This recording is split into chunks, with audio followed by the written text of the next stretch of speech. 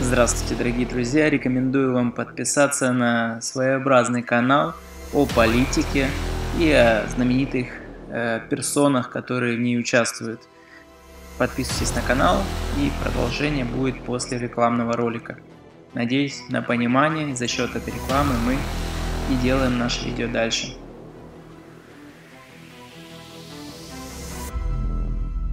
Глубокий вдох, сознание тает, потоки ци в кулак собрал, пространство ситхи разверзает. Ссылка на канал будет в описании под этим видео.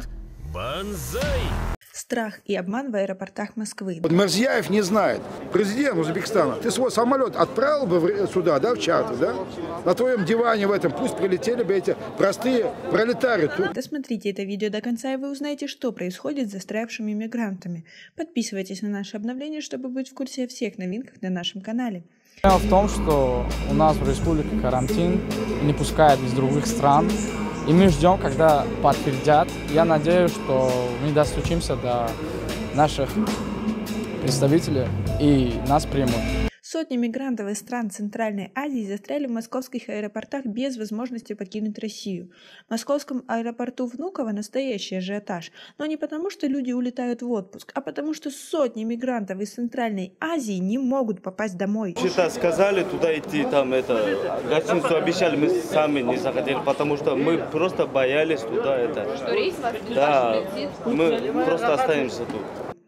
В секторе А прямо и налево узбеки, таджики правее, метров через 50 увидите на полу с коробки с едой аккуратно. Азербайджанцы в нейтральной зоне, туда не пройти. Придется передавать продукты через персонал аэропорта. Такие инструкции можно услышать в аэропорту для волонтеров, которые приехали с едой для мигрантов. Еще недавно во всех аэропортах царил бедлам, тысячи мигрантов застряли на границе без единой копейки. Сейчас они просто сидят в ожидании того, что им помогут. Простых людей нигде не уважают. Если у тебя там в кармане что-то есть или в кошельке, вот тебя всегда вот выше ставят. Это всегда так и везде, не только в Узбекистане, это везде так. А как вы относитесь к такой ситуации? Свои ответы пишите нам в комментарии под этим видео. Самая тяжелая ситуация складывается в Шереметьево. Мигранты живут в аэропорту почти неделю. Доставлять туда продукты непросто, не пропускают ни представителей посольства, ни юристов. Там в транзитной зоне есть кафе «Узбечка». Вначале владелец кормил бесплатно, но на днях эту точку закрыли из-за эпидемиологической ситуации. Нас смотрят, и нам как бы и стыдно, и некрасиво. Мы позвонили в посольство, нам сказали, что подождите в течение нескольких дней, предоставят нам чартерный рейс и нас отправят домой.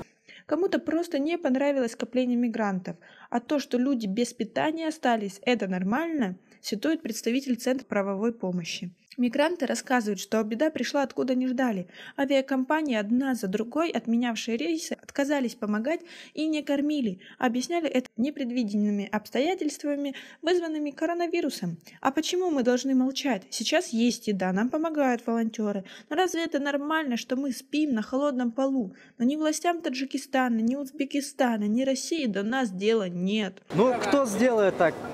Президент приказ сделает, а они вот Хава Юлларе не сделают. Еще радуемся, что на улицу нас не прогнали. В первые дни у нас ничего не было, говорит Зайнура. Но другим мигрантам повезло меньше. Из аэропорта Домодедово в 3 часа ночи выгнали мигрантов на улицу и отказались пускать. Короче, мы аэропорту Домодедово.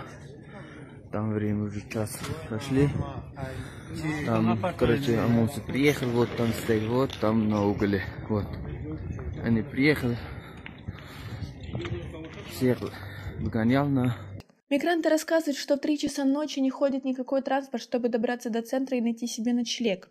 Но их обманом вывели на улицу и не пускают обратно, жалуется очевидец. По секрету, одна женщина рассказала, что помог мигрантам даже борец Хабиб Нурмагомедов.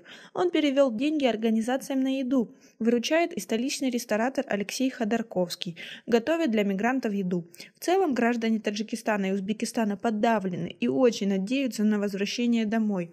Пусть даже им и предстоит провести 2 недели на карантине. Мы не убегаем от вируса. Мы просто домой хотим. На этом у нас все. Просим вас оценить наше видео подпиской и лайком. Также у нас есть специальное предложение для тех, кто заинтересован в продвижении своего продукта.